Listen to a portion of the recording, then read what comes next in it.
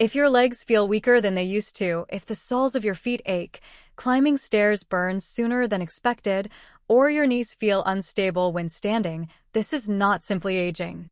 What many people don't realize is that these symptoms often signal a silent metabolic process that slowly reduces leg strength, shrinks muscle tissue, and damages circulation, often years before any formal diagnosis is made. And once this process begins, it does not reverse on its own. But the good news is it can be fixed if addressed early and correctly.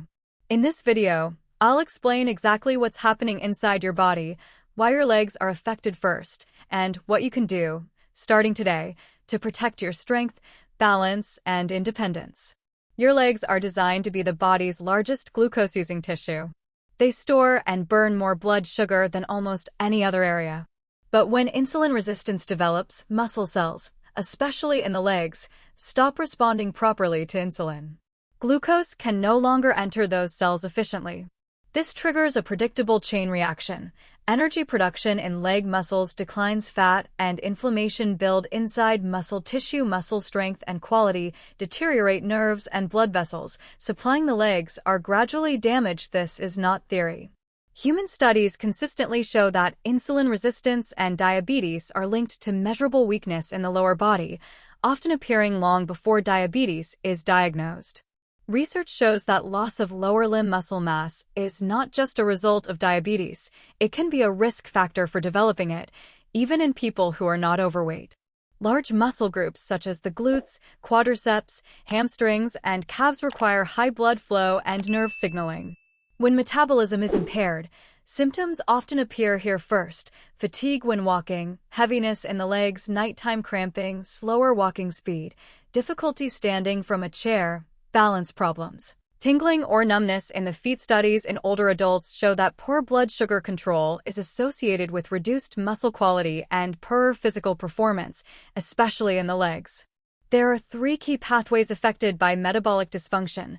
First, muscle quality declines. Muscle may look normal in size, but fat infiltrates the tissue, creating inflammation and reducing force output, particularly around the knees and ankles. Second, nerve signaling weakens when nerves cannot transmit signals efficiently. Strength, coordination, and balance suffer. This is why many people describe feeling wobbly. Third, circulation becomes impaired. Insulin resistance increases the risk of peripheral artery disease, reducing blood flow and limiting walking capacity. Understanding these pathways explains why leg weakness is not inevitable, but metabolic. You can assess your risk right now. 1. Chair stand test. Can you stand up from a chair 10 times without using your hands? Struggling here is a red flag. 2. Stair test. Do stairs feel more unstable than they did 1 or 2 years ago? 3. Walking speed. Have you naturally slowed down without meaning to? 4. Foot symptoms. Cold feet, numbness, tingling, or slow healing. Cuts all suggest nerve or circulation issues. If these sound familiar, metabolic dysfunction should be investigated. Standard blood sugar tests often miss the problem early on. Key tests to request: fasting insulin. Ideally between 3 to 6 elevated levels can exist for 6 to 14 years before glucose levels rise. HbA1c, ideally less than or equal to 5.2%, 5.7 to 6.3% indicates prediabetes. Fasting glucose, ideally 70 to 90 mg/dl, triglycerides and HDL ratio, target less than or equal to 1.5. Insulin resistance can exist even when blood sugar appears normal, which is why these markers matter. Step 1.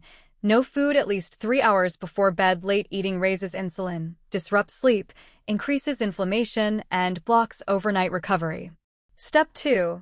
Strengthen leg muscles twice weekly. Chair squats, step-ups, calf raises, and glute bridges rebuild metabolic protection. Step 3. Prioritize protein. Aim for 30–40 g of high-quality protein per meal to support muscle repair. Step 4. Improve glucose control. Remove processed carbohydrates, eliminate added sugars, keep carbohydrates under 100 g/day, no snacking between meals. Step 5. Improve circulation. Daily walking. Aim for 8 to 10,000 steps and a 15-minute walk after your largest meal. Step 6. Protect nerves, good sleep, stable glucose, resistance training, adequate protein, and supportive micronutrients all help nerve health. Step 7. Prioritize sleep. Consistent sleep timing, cool dark rooms, and avoiding alcohol and late meals support recovery and hormone balance. Is leg weakness just aging? No. Strong legs are possible at any age with proper metabolic control. Can this apply if my blood sugar is normal? Yes. Insulin resistance often exists years before blood sugar rises. Can lean people have insulin resistance? Absolutely. Visceral fat around organs can exist without visible weight gain. What's the one thing to start today?